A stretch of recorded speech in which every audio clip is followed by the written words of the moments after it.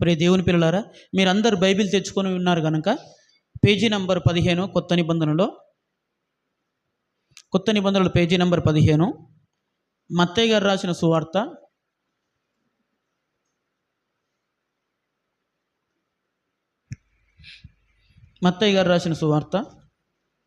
13వ అధ్యాయం 44వ వచనం ఒకసారి చదువుతాను, దయచేసి మీరు అందరూ వినండి.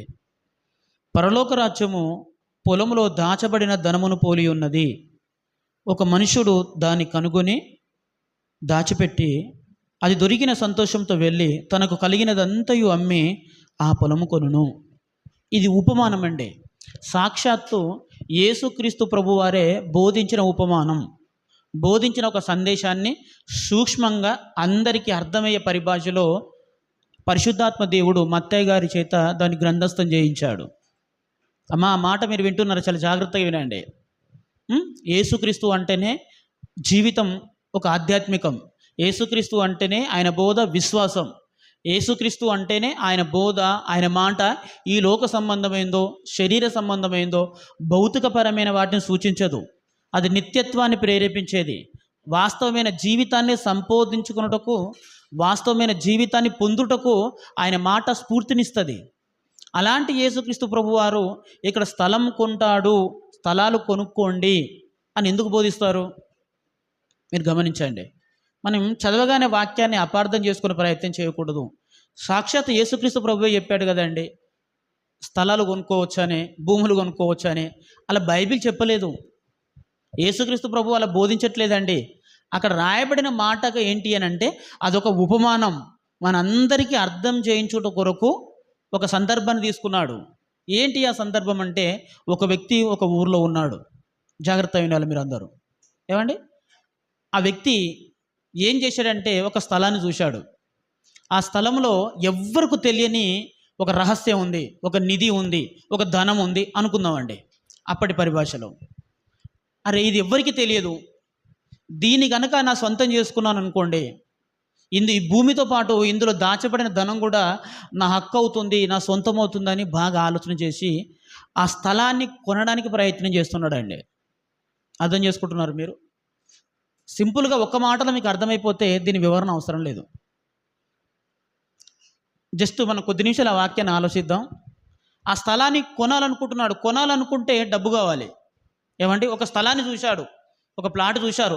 అది కనుక నేను సొంతం చేసుకుంటే, దాన్ని కనుక నేను ఏమండి రిజిస్టర్ కనుక చేసుకుంటే, భవిష్యత్ కాలంలో నేను, నా కుటుంబము, నా పిల్లలు చాలా హ్యాపీగా గడిపే అవకాశం ఉందని గమనించిన ఆ పెద్దాయన ఆ స్థలాన్ని కొనడానికి చాలా ప్రయత్నం చేస్తున్నాడు. తనకున్న డబ్బు సరిపోవట్లేదండి. ఎందుకు ఆ స్థలాన్ని కొనాలనుకుంటున్నాడంటే, ఆ స్థలం కాదు, ఆ స్థలంలో ఏముంది, దాచబడిన నిధి లాంటిది ఉంది. అది చాలా విలువైనది. భవిష్యత్ కాలంలో దాని విలువ ఏమంటే దాని వెల ఊహకందని విధంగా పెరిగిపోతుంది. అర్థమవుతుందండి? రియల్ ఎస్టేట్ చేసేవారికి, స్థలాలు కొనేవారికి ఈ మాట బాగా అర్థమవుతుంది. కాబట్టి దాన్ని ఎలాగైనా సరే నా సొంతం చేసుకోవాలి అని అనుకున్నాడట. అనుకున్న తర్వాత మరి పొలం కొనాలి కదండి. ఇతరులకు చెప్పామనుకోండి, అయ్యో ఆ స్థలం అందు చాలా విలువైనది ఉంది, నేను నా కళ్ళతో చూశాను అని ఆ వ్యక్తి కనుక నేను చెబితే దాన్ని ఆ వ్యక్తి సొంతం చేసుకుంటాడు. అప్పుడు నేను ఆ సత్యం తెలిసిన తర్వాత అందులో దాచబడినది విలువైనది ఆ స్థలాన్ని కొంటే నేను, నా కుటుంబము, నా పిల్లలు ఎంతో సంతోషంగా గడిపే జీవితాన్ని నేను పోగొట్టుకున్న వాడిని అవుతాను. కాబట్టి ఈ రహస్యాన్ని ఎవ్వరికి చెప్పదలుచుకోలేదు. కానీ ఆ స్థలం కావాలి, ఆ స్థలం కావాలంటే డబ్బులు కావాలి. డబ్బులు కావడానికి ఏం చేశాడంటే తనకున్న దాన్ని అమ్మే ప్రయత్నం చేస్తున్నాడు. ఆలోచిస్తున్నారా లేదా? అందరు ఏమనుకుంటున్నారంటే, ఎందుకయ్యా ఈ స్థలాన్ని, నీకున్నదాన్ని ఇదంతా అమ్ముకుంటున్నావు అంటే, నేను పలానా స్థలం కొనుక్కోవాలనుకుంటున్నాను. ఆ పలానా స్థలం ఏముందని కొనుక్కుంటున్నావు? అది ఊరికి చివరి ఉంది, అది బీడు భూమి. అసలు దాన్ని ఎవ్వరు కొనలేకనే కదా, అది దేనికి పనికి రాకనే కదా దాన్ని అలా విడిచిపెట్టారు. అలాంటి దాన్ని కొనుక్కుంటున్నావు అంటే నీకు మతి చెల్లించిందా, పిచ్చోనివా అని రకరకాలైన మాటలు మాట్లాడుతున్నారండి. కానీ అవి పట్టించుకోవట్లేదంట. ఆయన ఏం చేస్తున్నాడు చూడండి. అక్కడ అది దొరికిన సంతోషంతో వెళ్ళి, లేదు దాన్ని నేను సొంతం చేసుకోవాలి అని అంటే ఆ యజమాని దగ్గరికి వెళ్ళి అడిగాడు. పాపం యజమాని కూడా ఏమన్నాడంట, నీకేమైనా తలకాయ లేదా? ఆ స్థలం దేనికైనా పనిచేస్తుందా? ఆ స్థలం కావాలని అడుగుతున్నావు, తాగుబోతున్నావా, తాగొచ్చినవా, తలకే పనిచేస్తుందా అని విపరీతమైన మాటలండి. ఇంట్లో కుటుంబ సభ్యులు ఉన్నారనుకోండి, ఈ తాగుబోతోడు ఏం చేస్తున్నాడో అని అట్లా నింద. పిల్లలు ఉన్నారనుకోండి, అయ్యో మాకున్న కాసింత ఆధారాన్ని పాడు చేసి ఏదో స్థలాన్ని కొంటాడంట, ఆ స్థలం పేరు చెప్పి ఉన్న డబ్బులన్నీ నాశనం చేస్తున్నాడు, ఇదొక నింద. పాపం ఈ సందర్భంలో ఆ భార్యాభర్తల మధ్యలో కూడా గొడవలు రావచ్చు. ఆమె బ్యాగ్ చదువుకొని కూడా వెళ్ళిపోవచ్చు. ఎగ్జాంపుల్ చెప్తున్నాను. చాలామంది ఏంటంటే వీడు తాగుడుకు బానిస అయిపోయాడు కనుక ఆ స్థలం పేరు చెప్పి ఉన్నదాన్నంతా అమ్మేసుకొని వీడు తాగుతున్నాడు, పిచ్చి పనులు చేస్తున్నాడు, ఏదో పనులు చేస్తున్నాడు అని చాలామంది ఇవన్నీ నానా రకాలుగా మాట్లాడుతున్నారు. అయినా అవేవైనా పట్టించుకోవట్లేదు. ఎందుకంటే తాను కళ్ళతో చూశాడు, ఆ స్థలం కనుక నా సొంతమైతే ఇప్పుడు ఎన్ని మాటలు మాట్లాడుతుందో నా భార్య, నా కుటుంబం, నా పిల్లలు, వాళ్ళకు అంతకంటే గొప్ప లైఫ్ ఇస్తాను. ఈ రహస్యం వాళ్ళకి చెప్పాను అనుకోండి, వారం నుంచి మరొకరికి తెలిసిపోతుంది. ఆ తర్వాత ఆ స్థలం నా సొంతం కాదు. ఇప్పుడు నా భార్య ఏమనుకున్న పర్లేదు, నా పిల్లలు ఏమనుకున్న పర్లేదు, నాకున్నదంతా అమ్మైనా సరే దాన్ని కొంటాను అని అనుకున్నాడండి. పాపం తనకు సైకిల్ ఉంటే సైకిల్ అమ్మేశాడు, చేతికి వాచి ఉంటే వాచి అమ్మేశాడు, కొద్దిపాటి చిన్న స్థలం ఉంటే దాన్ని అమ్మేశాడు, ఇల్లు ఉంటే ఇల్లు అమ్మేశాడు.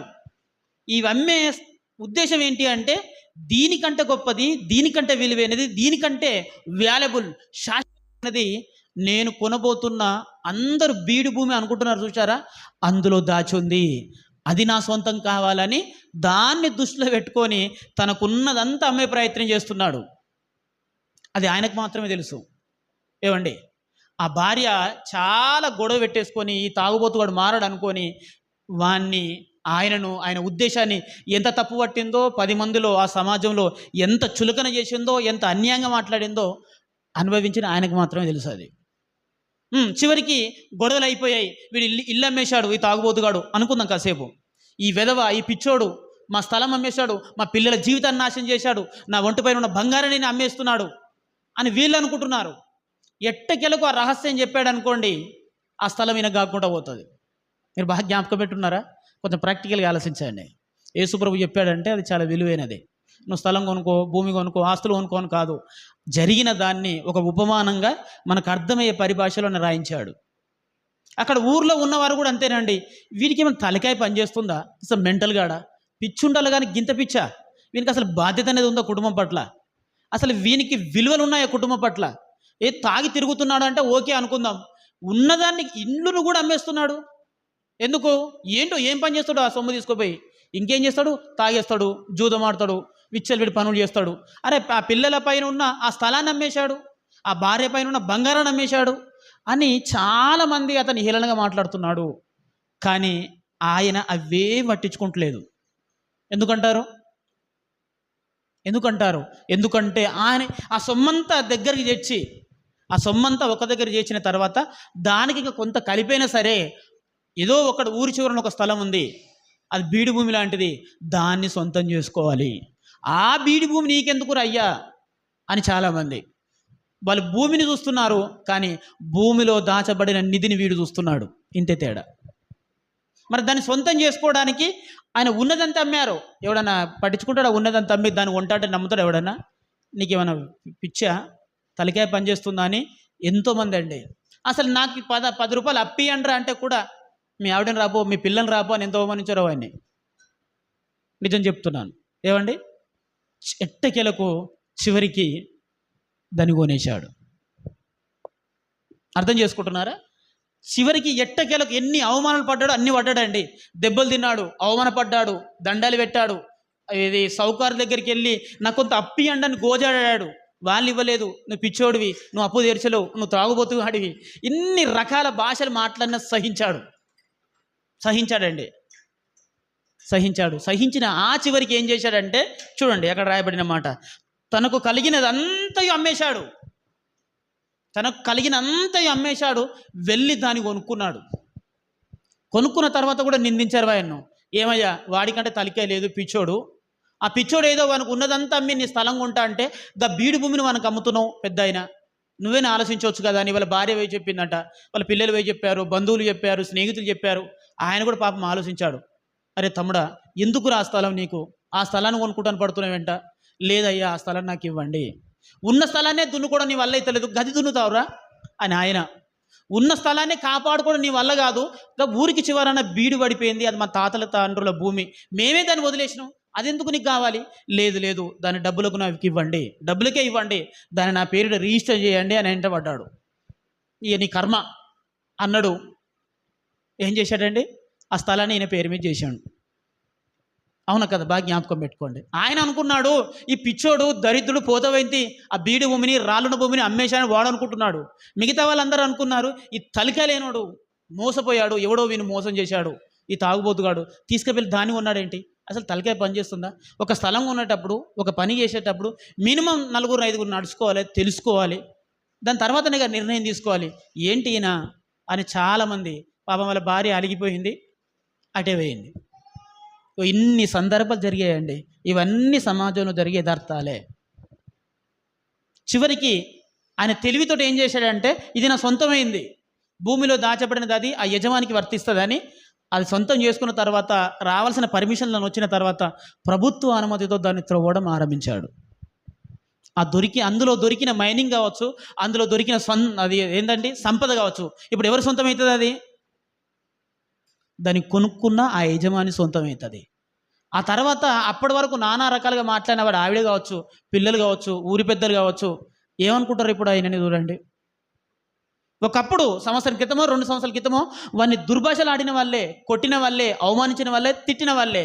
కానీ అందులో దొరుకుతున్న సంపదను చూసిన తర్వాత ఇప్పుడు ఆ వ్యక్తిని ఏమంటారు చెప్పండి? తెలివైనడు అంటారా, తెలివి తక్కువడు అంటారా? ఆలోచించండి ప్రియ దేవుని పిల్లలారా. తెలివైన వాడు అంటారా, తెలివి తక్కువ వాడు అంటారా? ఎందుకంటే వాడు చాలా తెలివైనోడు.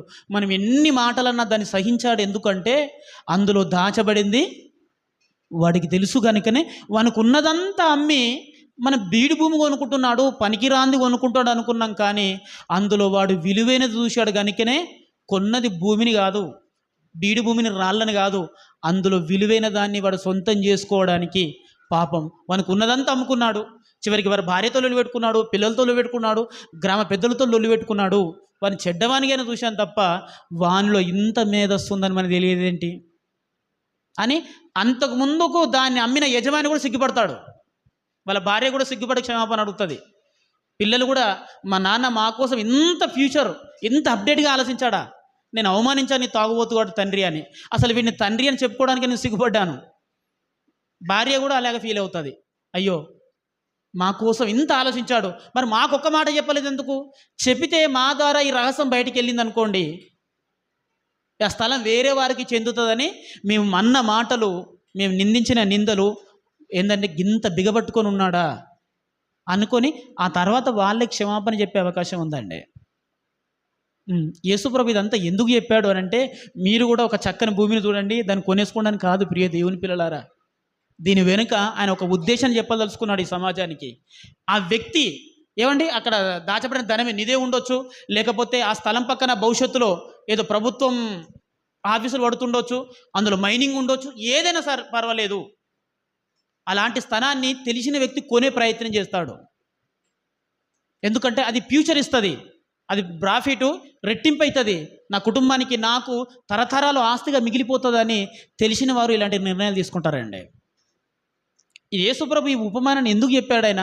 అసలు ఈ దాచబడిన ధనం ఏంటి, దీని ఉద్దేశం ఏంటి అని మీరు అనుకుంటే ప్రియ దేవుని పిల్లలారా, అక్కడే చెప్పాడు 44వ వచనంలో చూడండి. 13వ అధ్యాయం 44వ వచనం, పరలోక రాజ్యము అంటే పరలోకం అనేది ఎలా ఉందో తెలుసా అయ్యా అని చెప్పి ఇప్పటి వరకు ఒక ఉపమానాన్ని ఎక్స్ప్లెయిన్ చేశాడు. ఆ తర్వాత 45, 46 వచనాల ఉపమానం కూడా అదే. అర్థమవుతుందా ప్రియ దేవుని పిల్లలారా? రైట్. పరలోకం అనేది ఎలాంటిదంటే, నీకు కూడా పరలోకం అనే విషయం అర్థమైతే ఇగో ఇలాగే ఉంటుంది. ఒక వ్యక్తి అయితే తనకు ఉన్నదంతా అమ్మి, అవమానమైనా సరే, నష్టమవుతున్నా సరే, నిందలవుతున్నా సరే, ఆ దాచబడిన ధనమున్న ఆ స్థలాన్ని ఎలా కొన్నాడో, పరలోకం అనే దాని గురించి నీకు అర్థమైతే కూడా నీ మానసిక స్థితి ఇలాగే ఉంటుందని చెప్తున్నాడండి ఆయన. పరలోకం అది అర్థమైతే మనిషి ఏ రకంగా ప్రవర్తిస్తాడు, నిత్య జీవం అనేది అర్థమైతే మనిషి ఏ రకంగా ప్రవర్తిస్తాడో ఆయన దాన్ని ఒక ఉపమానంగా ప్రాక్టికల్గా మనకు అర్థమయ్యేటట్టు రాయించాడు. పరలోకం అనేది నీకు అర్థమైతే ఒక వ్యక్తి విశ్వాసం ఎలా మారుతాడు, పరలోకం అనేది అర్థమైతే ఒక వ్యక్తి భక్తుడిగా ఎలా మారుతాడో ఒక్క అతిపెద్ద రహస్యాన్ని జస్ట్ ఉపమానంగా రాయించాడండి ఆయన. నీకు అర్థమైందో లేదో. అందరం డబ్బు సంపాదించే వాళ్ళమే ఇక్కడ ఉన్న వాళ్ళం. ఆ సంపాదన రెట్టింపు కావాలని కోరుకుంటావా, తగ్గిపోవాలని కోరుకుంటారా? ఈ సంపాదన డబ్బు విలువ నీకు అర్థమైతే ఆ వాక్యం నీకు అర్థమవుతుంది. డబ్బు విలువ నిజంగా నీకు అర్థమైతే, నీ చేతి కష్టార్జితం విలువ నీకు అర్థమైతే, పైసా ఉంటేనే ఫ్యూచర్ బాగుంటుందనే సంగతి నీకు అర్థమైతే ఈ వాక్యం నీకు అర్థమవుతుంది. ఏమండి, పైసా పిచ్చే నేను ఏం లేవు, మీకు తెలుసో తెలియదో. మనం కొంతమందికి నచ్చవచ్చు, నచ్చకపోవచ్చు.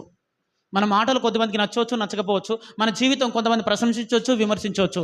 కానీ అందరు గౌరవించదగ్గది ఏదైనా ఉంది అంటే అది డబ్బు మాత్రమే కదా. అర్థమవుతుందా? అందరు ప్రేమించేది భూమి మీద ఏదైనా ఉంది అని అంటే అది ఒకే ఒక్కటి డబ్బు. ఆ డబ్బు గురించి నీకు అర్థమైతేనే పరలోకం అనేది ఎలా ఉంటుందో నీకు అర్థమవుతుంది. అర్థమవుతుంది ప్రియ దేవుని పిల్లలారా. ఆ పరలోకం మనకు అర్థం కావాలి. దాచబడిన ధనమున్న స్థలాన్ని చూసిన వ్యక్తి సమస్తాన్ని అమ్ముకొని దాన్ని ఎలా కొనుక్కున్నాడో, పరలోకం అనే సంగతి అర్థమైన ఒక వ్యక్తి ఎలా ప్రవర్తిస్తున్నాడో ఒక వ్యక్తిని మీకు చూపిస్తాను. హెబ్రీయులకు రాసిన పత్రిక, దయచేసి అందరండి, దయచేసి అందరు తీయండి. హెబ్రీయులకు రాసిన పత్రిక 11వ అధ్యాయము. హెబ్రీయులకు రాసిన పత్రిక 11వ అధ్యాయము 24వ వచనం అండి. మోషే పెద్దవాడైనప్పుడు. వెరీ గుడ్ తమ్ముడా. 11వ అధ్యాయం 24వ వచనం, పేజీ నంబర్ కొత్త నిబంధన గ్రంథంలో 207 పేజీ అండి. 44వ వచనం బ్రదర్ చదువుతున్నాడు, అందరం విందాం. మోషే పెద్దవాడైనప్పుడు. మోషే పెద్దవాడైనప్పుడు విశ్వాసమును బట్టి ఐగుప్తు ధనము కంటే క్రీస్తు విషయమైన నింద గొప్ప భాగ్యమని ఎంచుకొని అల్పకాలము పాపభోగం అనుభవించుట కంటే దేవుని ప్రజలతో శ్రమ అనుభవించడం మేలని యోచించి ఫరో కుమార్తె యొక్క కుమారుడు అనిపించుకున్నటకు ఒప్పుకొనలేదు. ఏలయనగా అతడు ప్రతిఫలముగా కలగబోవు బహుమానమునందు దృష్టి ఉంచెను. దాచబడిన ధనం యొక్క వాస్తవం మీకు అర్థం కావాలి అని అంటే, యేసుక్రీస్తు ప్రభు మత్తయి సువార్తలో ఆ 13వ అధ్యాయం 44వ వచనం మీకు అర్థం కావాలి అంటే, ఇక్కడ ఒక వ్యక్తి జీవితం సాదృశ్యంగా ఉంది. ఈయన పేరు ఏంటంటే మోషే అండి. ఆ మోషే ఏమయ్యాడంట? పెద్దవాడైనప్పుడు అన్నాడండి. పెద్దవాడైనప్పుడు అన్నారు. దేని పెద్ద అంటారు, ఏది పెద్దరికం అనేది మనకు తెలియాలి. ఏమండి, పెద్దవాడు అయినప్పుడు అంటే చాలా వయసు వచ్చిన తర్వాత మీరు అనుకోవచ్చు, చాలా పెద్దోడు కాబట్టి పరలోక సంగతుల గురించి ఆలోచిస్తున్నాడు అనుకోకండి. అర్థమవుతుందా లేదా? చాలా పెద్దోడండి మోషే, వయసులో ఎదిగాడు కాబట్టి పరలోకం గురించి ఆలోచిస్తున్నాను అనుకుంటున్నారా? నిజంగా నీకున్న వయసు అంతా చెప్పు. దేవునిలోకి వచ్చిన తర్వాత ఏం ఆలోచిస్తున్నావు పరలోకం గురించి, దేవుని గురించి? ఏమండి, నేను వయసులో ఉన్నవారిని ప్రశ్నిస్తున్నాను.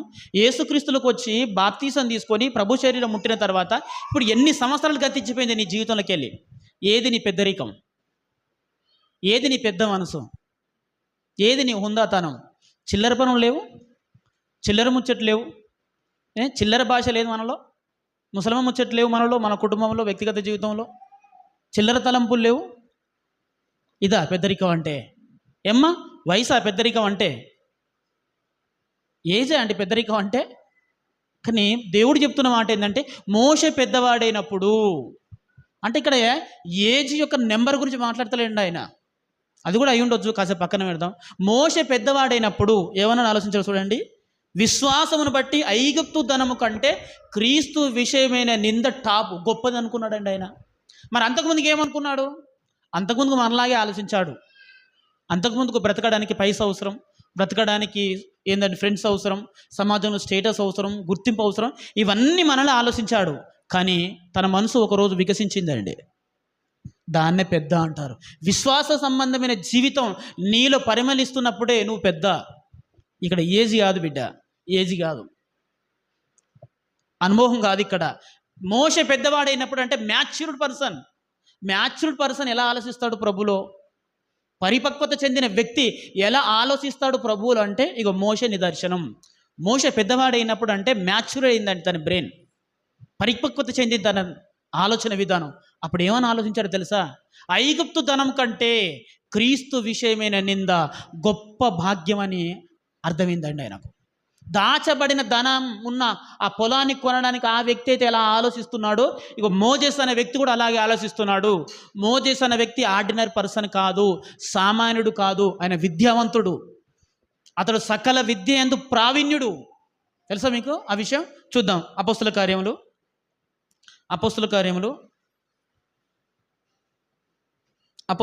7వ అధ్యాయం. దయచేసి అందరు తీయండి ప్రియ దేవుని పిల్లలారా. 22వ వచనం. ఉమ్. మోషే ఆ, ఐగుప్తుల సకల విద్యలను అభ్యసించి ఎన్నో అధ్యాయం చదువుతున్నా తమ్ముడా? 7వ అధ్యాయమా? 7వ అధ్యాయము 22వ వచనం. 22వ వచనం చదవండి. మోషే ఐగుప్తుల సకల విద్యలను అభ్యసించి సకల విద్యలను అభ్యసించి మాటల యందును కార్యముల యందును ప్రవీణుడై ఉండెను. మోషే యొక్క క్యారెక్టర్ ఏంది? అతను తన గురించిన సెల్ఫ్ ఇంట్రడక్షన్ ఏంటి అని అంటే, అబౌట్ ఏంటంటే, మోషే సకల విద్యల యందు ప్రావీణ్యుడండి. చక్కని ఆలోచన పరుడు, మేధావి. ఐగుప్తు దేశంలోనే మోషే మేధావి. తన స్వరూపం కూడా అలాంటిదే, సుందరుడు అని రాయబడిందండి. మోషే ఫిజికల్గా గాను, మెంటల్గా గాను, చదువు పరంగాను అన్ని రకాల వెల్ పర్ఫెక్ట్ పర్సన్ మోజెస్ అనే వ్యక్తి. ఆయన సకల విద్య, అన్ని విద్యలు తెలిసిన వాడండి. ఆయన పెద్దవాడైనప్పుడు అన్న మాట రాయబడింది ఇక్కడ. మోషకు అంతకుముందుకే సకల విద్యలు తెలుసు, అప్పుడు పెద్దరికం అనిపించుకోలేదు వాక్యానుసారంగా. మోషకు ధనం ఉంది, ఐగుప్తు ధనం మీద ఆయన అధికారి, అప్పుడు పెద్దవాడని బైబిల్ చెప్పలేదు. ఏమండి? మోషకు మాటల యందు నేర్పరి, చాలా చాకచక్యత ఉంటుంది. ఎందుకంటే ఆయన మాట్లాడితే శత్రు సైన్యాన్ని కూడా తన వైపు ఆకర్షించుకుంటాడు. ఆయన యుద్ధం మొదలు పెడుతున్నారు అని అంటే ఆ సైన్యాన్ని ఉద్దేశించి ఆయన మాట్లాడారు అనుకోండి, ఇక సైనికుడు ఎలా ఫీల్ అయిపోతాడంటే, ప్రాణం పోయినా పర్వాలేదు, నా దేశం గెలవాలి అనే రకంగా ఆలోచిస్తారట. మోషే యొక్క వొకాబులరీ ఆ రకంగా ఉంటుంది. అప్పుడు బైబిల్ నువ్వు పెద్దోడి మోషే అనలేదు. మోషే ధనాన్ని చాలా కలిగిన వ్యక్తి అండి, అధికార అయినా. అప్పుడు నువ్వు మోషే పెద్దోడు అని అనలేదు, బైబిల్ అనలేదండి. వేరే రకంగా వేరే వాళ్ళు అన్నారేమో, కానీ బైబిల్ ఎప్పుడు పెద్దోడు మోషే అని చెప్పింది తెలుసా? విశ్వాసమును బట్టి ఆయన మాట్లాడుతున్నప్పుడే ఇప్పుడు నిజంగా మోషేలో పెద్దరికం ఏర్పడిందని చెప్పింది. మోషే ఇంత జ్ఞాని, ఇంత సర్వ సంపదల మీద అధికారి అయిన వ్యక్తి ఆయన ఆలోచన మొదలుపెట్టాడండి. రాజు కదా, రాజులాగానే ఆలోచిస్తారు. ధనం విలువ తెలిసిన వ్యక్తి కాబట్టి ధనం విలువ తెలిసిన వాళ్ళలాగానే ఆలోచించాడండి. అధికారం విలువ తెలిసిన వ్యక్తి అధికారం తెలిసిన వాడిగానే ఆలోచించాడు. ఇవన్నిటికంటే దీనికి మించిన టాప్ ఒకటి ఉంది అన్నాడండి. అర్థమవుతుందా? నాకు ధనం కావాలి, నేను ధనం వద్దు, నాకు ధన వ్యామోహం లేదని మాట్లాడతలేడు ఆయన. ధనం మీద అధికారికి ఏం ఆలోచన వచ్చింది తెలుసా? దీనికంటే గొప్ప ధనం ఉంది, అది నాకు కావాలి. దీన్ని అమ్మైనా సరే దాన్ని నేను సొంతం చేసుకోవాలి. ఈ రాజ్యం అధికారం నాకు ఉంది, ఈ రాజ్య అధికారం కంటే శాశ్వతంగా నా పేరు ప్రతిష్టలు చరిత్రలో నిలిచిపోవాలి, అలాంటి రాజ్యాధికారం నాకు కావాలి అనేది తెలిసిందండి. ఆ సీక్రెట్ ఆయనకు తెలిసి దాన్ని వదులుకోవడానికి సిద్ధపడుతున్నాడు. అర్థమవుతుంది మీకు మోషే యొక్క సైకాలజీ? పొలంలో దాచబడిన ధనం ఉంది గనుకనే తనకున్నదంతా అమ్మి దాన్ని కొనాలనుకుంటున్నాడు అక్కడున్న ఒక వ్యక్తి. అలాంటి స్వభావం కలిగిన వ్యక్తి మోజెస్ అండి. ఏమండి? ఆయన ధనాన్ని చూశాడు, ప్రజలను చూశాడు, అధికారాన్ని చూశాడు, విద్యను చూశాడు. అన్ని తెలిసిన వ్యక్తికి ఇంకేదో కొదువగా ఉంది, దీనికి మించింది ఇంకొకటి ఉందని అర్థమైందండి. దీనికి మించింది ఇంకొకటి ఉంది, అది నాకు కావాలి. గొప్పవాడు గొప్పవానిలాగా ఆలోచిస్తాడు. మోషే పిచ్చివాడు కాదు, సకల విద్యలందు ప్రావీణ్యుడు. మోజెస్ ఈ ఐగుప్తు దేశం అన్నిటికంటే గొప్పది. అప్పటికి మొదటి నాగరికత కలిగిన దేశం అదే అండి, ఈజిప్ట్ సివిలైజేషన్ అంటారు. మొట్టమొదటి ప్రపంచంలో సివిలైజేషన్ ఏంటి అని అంటే, నాగరికత కలిగిన దేశం ఏది అని అంటే ఐగుప్తు దేశం అండి. అలాంటి నాగరికత కలిగిన దేశానికి ఈయన అధికారి. అలాంటి నాగరికత కలిగిన ధనాగారం అంతటి పైన ఈయన అధికారి అండి. అలాంటి అధికారం ఏమైనా ఆలోచిస్తున్నాడో తెలుసా? ఈ ఐగుప్తు సింహాసనం కంటే దీనికి మించిన సింహాసనం ఒకటి ఉంది. మోషే యొక్క సైకిల్ మీరు గమనించాలి ప్రియ దేవుని పిల్లలారా. తెలిసిన వానికే ఇంకా తెలుస్తుందట, అది బైబిల్ సూత్రం. కలిగిన వానికే ఇంకా కలుగుతుందంట, అది బైబిల్ సూత్రం. లోక సంబంధంగా మాట్లాడతలేను, ఆత్మీయంగా మాట్లాడుతున్నాను. ఏమండి? తెలిసింది నాకేంటంటే ఈ ధనం ఉందండి, ఈ ధనం ఈరోజు నా వశం చేయబడింది, నేను దీని మీద అధికారిని. కానీ నాకంటే ముందు ఒక వ్యక్తి దీని మీద అధికారిగా ఉన్నాడు, రామ్సేస్. అతడు వెళ్ళిపోయిన తర్వాత ఇది నాకు వస్తుంది, నేను వెళ్ళిపోయిన తర్వాత ఇంకొకరికి వస్తుంది, వాడు వెళ్ళిపోయిన తర్వాత వానికి వస్తుంది. ఇందులో నాకేంటి ప్రయోజనం? ఈ అధికారిని నేను వెళ్ళిపోయిన తర్వాత నాకంటూ ఒక సమాధి ఏర్పాటు చేస్తాడు, ఒక పిరమిడ్ ఇస్తారు. ఇంతే నా జీవితం, దీనికి మించి లేదా? అసలు నేను అమరునిగా బ్రతికే అవకాశం లేదా? దీనికంటే గొప్పగా చరిత్ర చరిత్ర చరిత్ర చరిత్ర ఎప్పటికీ మోజెస్ అనే వ్యక్తిని ప్రపంచం గుర్తుపెట్టుకోవాలి. అలా బ్రతికే అవకాశం లేదని ఆలోచించడం మొదలుపెట్టాడండి. లేదేమో అనుకున్నాడు. ఎందుకంటే ఐగుప్తు దేశంలో పుట్టడమే మన గొప్ప వరం, ఐగుప్తు దేశానికి రాజు అవ్వడమే గొప్ప వరం. నేను ఇక్కడ పేరు ప్రఖ్యాతలు సంపాదించుకుంటాను, పెద్ద పెద్ద కోటలు కడతాను, సైన్యాలు సంపాదించుకుంటాను, యుద్ధాలు చేస్తాను, ఏమున్నా బ్రతుకున్నంత వరకే. ఆ తర్వాత ఎంత కాదనుకున్న ఈ సమాజం మర్చిపోతుంది. ఎంత కాదనుకున్న ఈ సమాజంలో మానవ జీవన విధానంలో ఎన్నో మార్పులు వస్తూనే ఉంటాయి. ఇదంతా మర్చిపోతుంది. మోజెస్ అనే వ్యక్తి కూడా మరవబడతాడు. నేను మరవబడడం నాకు ఇష్టం లేదు. నేను చరిత్రలో మిగిలిపోవాలి. ప్రతి నోట నా పేరు వినిపించాలి. ప్రతి దేశం నన్ను గుర్తించాలి. నేను చనిపోయి తరతరాలు తరతరాలు తరతరాలు అయినా, నా సమాధి ఈ ప్రపంచంలో లేకపోయినా, నన్ను ఈ ప్రపంచం గుర్తుపెట్టుకోవాలి, నా గురించి గొప్పగా మాట్లాడుకోవాలి. అలాంటి లైఫ్ నాకు కావాలనుకున్నాడండి మోషే. మరి ఇలాంటి ఛాన్స్ ఉందా అంటే దేవుని దయ వలన ఆ సీక్రెట్ ఆయనకు తెలిసిందండి. ఏంటి ఆ సీక్రెట్? క్రీస్తు విషయమైన నింద గొప్ప భాగ్యం. తన ప్రజలతో శ్రమ అనుభవించడం వల్ల అది సాధ్యమవుతుంది. ఐఎమ్ రెడీ అనుకున్నాడండి. ఈ ఐగుప్తు ధనాన్ని మోషే నువ్వు ఎందుకు వదులుకుంటున్నావు? ఈ సింహాసనాన్ని ఎందుకు దిగుతున్నావు? నువ్వు పిచ్చోడువా? దీని కొరకే యుద్ధాలు చేస్తున్నారు, దీని కొరకే రాజ్యాలు ఊడ్చుకుంటున్నారు, దీని కొరకే దీని కొరకే దీని కొరకే. ఇదే నీ అదృష్టమో దేవుని దయనో నీ కాళ్ళ దగ్గరకు వచ్చింది బిడ్డ, ఎందుకు విడిచి వెళ్ళిపోతున్నావు దీన్ని అని తల్లి అన్నదండి. లేదు, దీనికి మించింది నాకు అర్థమైంది అన్నాడు. దేవుని స్తోత్రం చెప్పండి గట్టిగా. దాచబడిన ధనం యొక్క రహస్యం ఇదే. దీనికి మించింది నాకు తెలిసింది, అందుకే నేను వెళ్ళిపోతున్నాను. నీకు పిచ్చి పట్టిందిలే. దీనికి మించిందా? ఐగుప్తు దేశం కంటే మించిన దేశం ఏదైనా ఉందా ప్రపంచంలో? ఐగుప్తు ధన సంపద కంటే ఎక్కడైనా ధన సంపద ఉందా? మనమే కదా ప్రపంచం మీద రాజులం. ఏమంటే జ్ఞానం, ఐగుప్తు జ్ఞానం గొప్పది. ఐగుప్తు జ్ఞానం గొప్పదని బైబిలే చెప్పింది. తూర్పు దేశ జ్ఞానము ఐగుప్తు జ్ఞానం గొప్పవేట. సొలొమోను రాశాడు ఈ మాట. ఇంత జ్ఞానం ఉంది, ఇదంతా విడిచిపెట్టి వెళ్ళిపోతాను అంటున్నావు. ఈ జ్ఞానం అంతా ఒకదాని ముందు చేతులు జోడించి నిలబడుతుంది.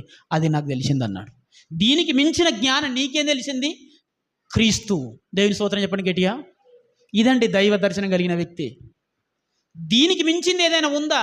ఉంది, అందుకే నేను వెళ్ళిపోతున్నానమ్మా, దయచేసి మీరు నన్ను ఆపకండి అని తన ప్రజలతో శ్రమ అనుభవించుట మేలని ఏమండి ఆ ఐగుప్తు ధనమందు అతను నమ్మకం ఉంచక ఏం చేశాడో మరొకసారి చదువుతాం చూడండి.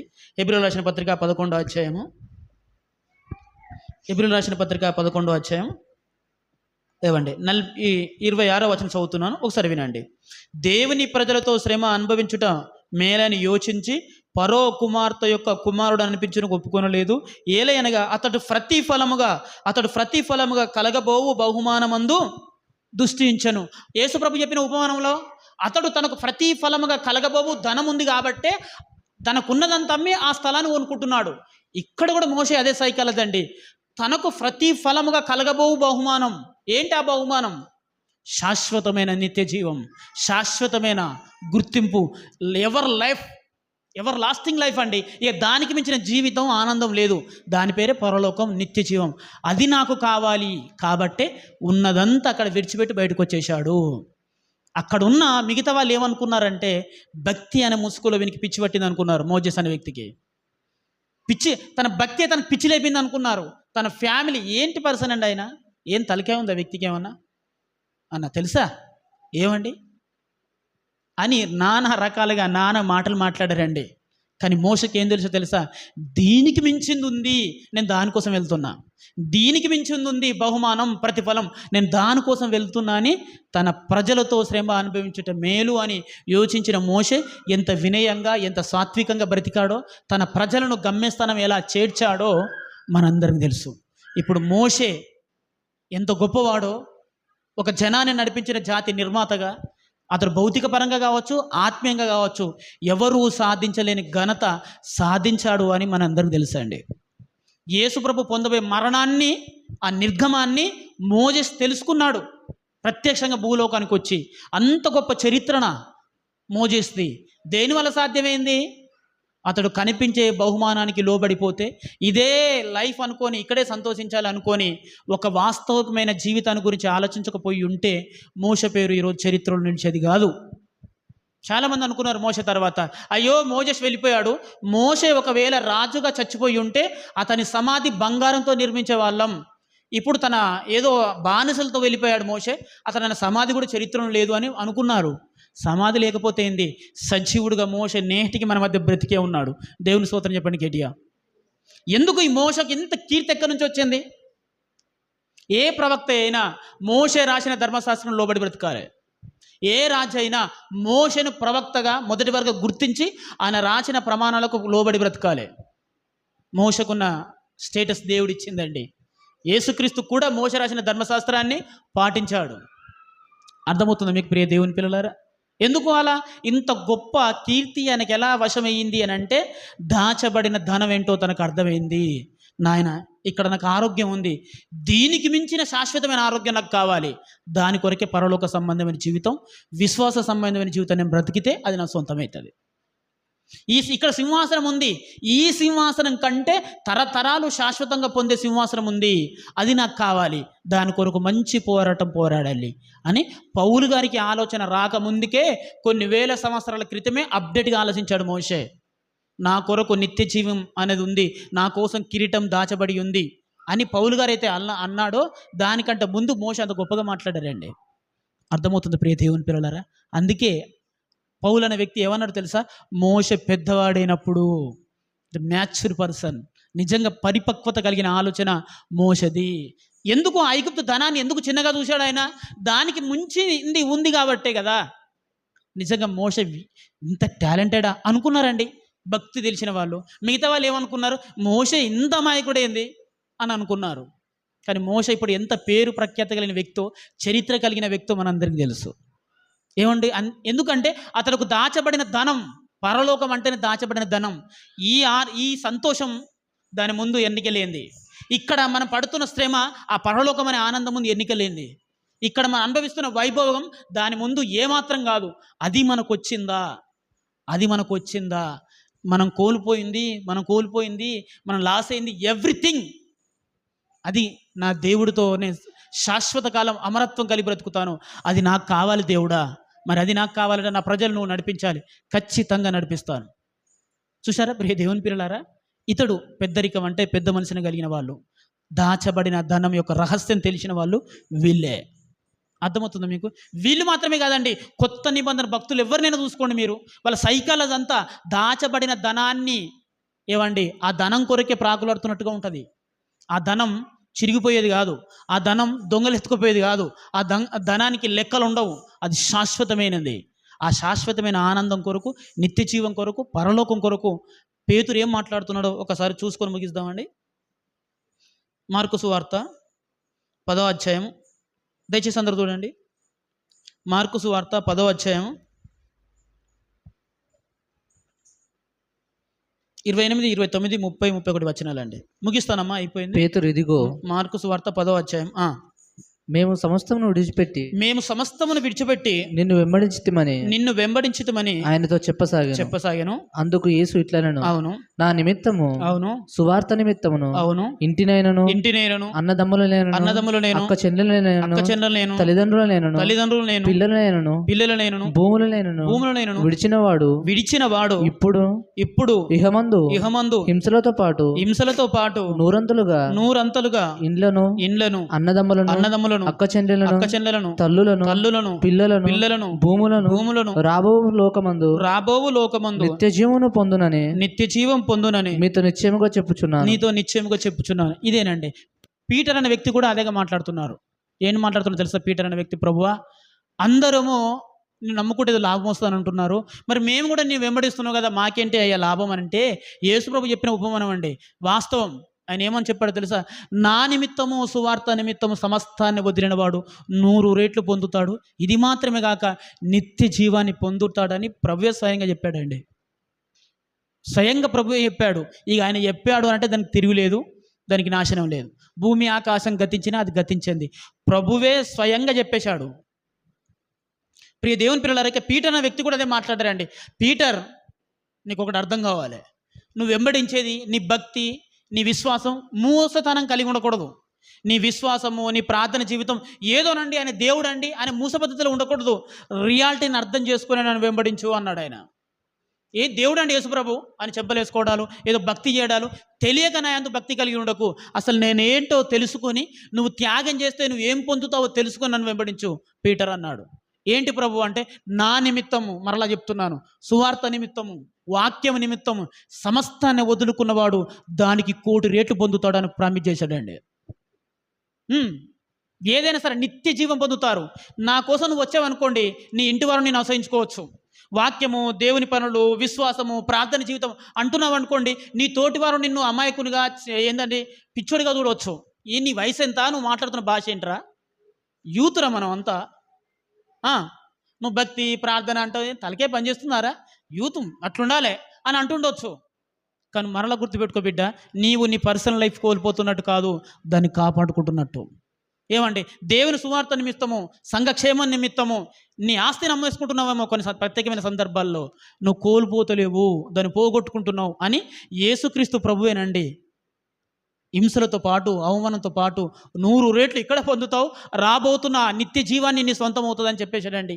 ఈ ఒక్క మాట అపోస్తలుల జీవితాన్ని మార్చిపారేసింది. ఎందుకంటే మాటిచ్చిన వాడు అన్యాయస్తుడు కాడు. బైబిల్ ఎప్పుడు అబద్ధం కాదది. ఎప్పుడు ఏ తరంలోనైనా, ఏ యుగాలలోనైనా, ఎక్కడైనా సరే ముల్లాకాలలో అది ఎప్పుడు సత్యమే. కాబట్టి అది వాక్యం తెలిసిన తర్వాత భక్తులు ఎంత గొప్పగా బ్రతికారో తెలుసా. వాళ్ళ విశ్వాసం మూస పద్ధతి కాదండి, వాస్తవికతను అర్థం చేసుకున్నది వాళ్ళ విశ్వాసం. మన భక్తి విశ్వాసాలు మూస పద్ధతి కలిగినాయి అంతే. ఏమైనా ప్రాబ్లం అయిందా, ఏమన్నా డిస్టర్బ్ అయిందా, ఇక మనలో భక్తి అంతా నాశనం అయిపోతుంది. మన భాష మారిపోతుంది, మన రూపు మారిపోతుంది, మన ఆలోచన విధానం మారిపోతుంది. బాగానే ఉన్నావు కదరా, ఏమైంది నీకంటే యేసుప్రభును అర్థం చేసుకున్న విశ్వాసం కాదు నీది. యేసుప్రభును వాక్యాన్ని అర్థం చేసుకొని నిలబడే తత్వం కాదు నీది. ఏదో డ్రామా ఆర్టిస్ట్ అన్నమాట. మన అందరం నలుగురు పాట పాడుతారు, నేను వాడాలి. నలుగురు చర్చికి పోతారు, నేను పోవాలి. నలుగురు ఇస్తురు, నేను ఇవ్వాలి. అంతే. ఇంతేనా? ఇది మూస పద్ధతి బిడ్డ. ఇది డ్రామా, ప్లేలిస్ట్ అంటారు దీన్ని. ఒట్టిదే. నలుగురు లేకపోతే నీకు వాస్తవం అర్థమైతే అసలు నేనేం కోల్పోతున్నాను, నేనేం పొందుతాను, నాకేమొస్తుంది, ఏమి రాదు, నిత్య జీవం ఏంటి, నరకం ఏంటి, ఈ మాటల పట్ల నీకు ఖచ్చితత్వం కలిగి ఉంటే నువ్వు ఇలా బ్రతకయ్యా అని నీకు ఎవ్వరు హితోపదేశం చేయవలసిన అవసరం ఏం లేదు. ఏమండి, ఎవరు లేరండి. అపోస్తలులకు యేసుప్రభు 3 సంవత్సరాలు బోధించాడు కదా. ఆ తర్వాత ఎవరు బోధించారు వాళ్ళకు? ఎందుకు అంత స్ట్రాంగ్గా నిలబడ్డారు? ఎందుకు పరిశుద్ధాత్మకు బలంగా లోబడ్డారు? వాళ్ళని ప్రేరేపించిన పరిశుద్ధాత్మలు మనను ప్రేరేపించారు కదా. మరి మనం ఎందుకు నిలబడతలేము? ఎందుకంటే మనం ఆ దాచబడిన ధనం విలువేంటో తెలియని వాళ్ళమండి. అందులో వారికి తెలుసు కనుకనే అంత స్పష్టంగా బ్రతికారు. యేసుప్రభుని అంత అర్థం చేసుకుంటున్నారు కనుకనే మరణాన్ని కూడా చాలా చిన్నగా చూశారు. వాళ్ళు మరణాన్ని కూడా చాలా చిన్నగా చూశారు. అవమానమా, అది క్రీస్తు అనే ప్రత్యక్ష ముందు ఎన్నికెళ్ళిందని పక్కన పడేశారు. నిందలు తీసి పక్కన పడే అన్నారు. ఎందుకు ఇలా బ్రతికారు వాళ్ళు అని అంటే ఒకే ఒక అంశం, మేము కోల్పోతలేము, సంపాదించుకుంటున్నాం, నిత్య జీవాన్ని పొందుతున్నాం, నిత్య ఆనందాన్ని పొందబోతున్నాం, నేను సర్వాధికారి అయిన దేవునితో సహా జీవితం చేయబోతున్నాను అనే ఆలోచన అండి వాళ్ళది.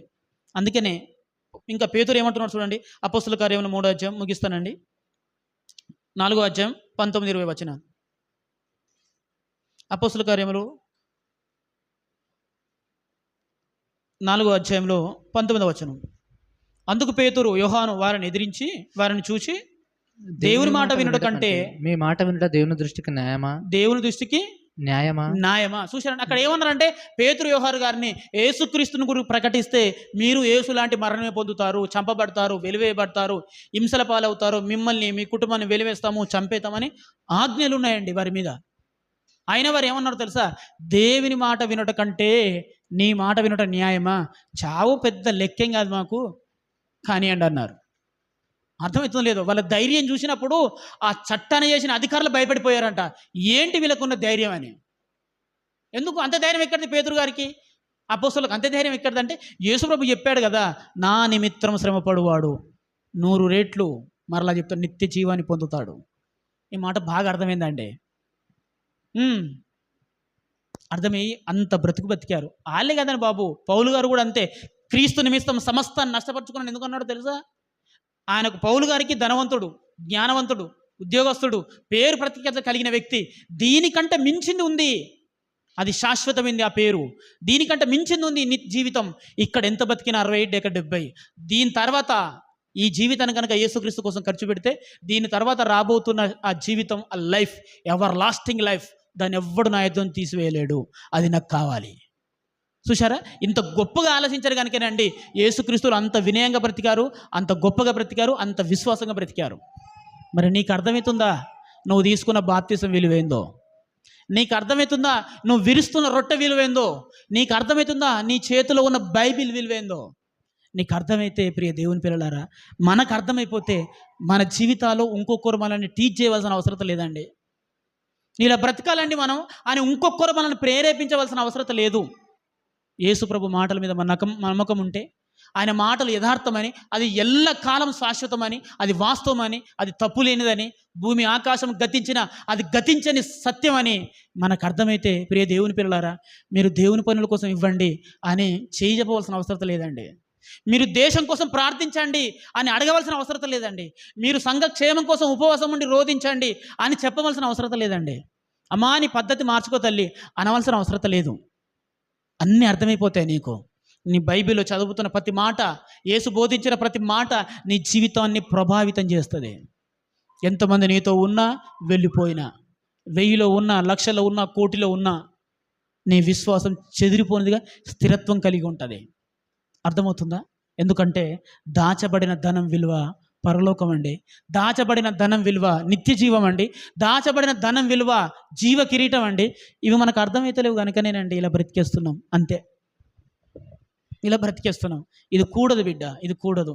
దాచబడిన ధనం, ఓ సంపద కలిగిన పొలాన్ని తనకున్నదంతా అమ్మి, సగం రేటుకో అమ్మి అప్పో సప్పో చేసి దాన్ని ఎలా కొనుక్కున్నాడో, పరలోకం అనేది, నిత్య జీవం అనేది, వాస్తవం అనేది అది అర్థమైతే మన జీవితాలు దేవునికి ఎలా అనుకూలంగా మార్చుకోవాలో అర్థమైపోతుంది అండి. అయ్యో యేసు ప్రభు కోసం ఇంత కానికిచ్చి నేను లాస్ అవుతున్నాను, మిగిలిన వాళ్ళు ఎవరు ఇవ్వట్లేదు కదా అనే ఆలోచన నీ హృదయానికి రాదు. ఎందుకంటే నువ్వు ఇచ్చేది మనిషికి కాదు, దేవుడికి. ఆయన అన్యాయస్తుడు కాడు అనే ఫీలింగ్ నీకు వస్తుంది. అయ్యో అందరు ఎలా ఉన్నారేంటి, నేనెందుకు భక్తిగా ఉండాలి, నా కుటుంబంలో ప్రార్థన ఎందుకు చేసుకోవాలి, నేను విశ్వాసంగా ఎందుకు ఉండాలి, నా వేషధారణ ఇలా ఎందుకు ఉండాలి, మిగిలిన వాళ్ళు నా వయసు వాళ్ళంటే రాలే కదా, వాళ్ళంతా ఎలా ఉన్నారు అనే ఆలోచన నీకు రాదు. నేను పోగొట్టుకుంటున్నాను మరీ శాశ్వతమైనది పొందడానికి అనే ఆలోచన నీ హృదయంలో ఎప్పుడు నివాసం ఉంటాయి. నువ్వు ఎలా బ్రతకాలో అలా బ్రతుకుతావు. ప్రార్థన చేసుకుందామండి.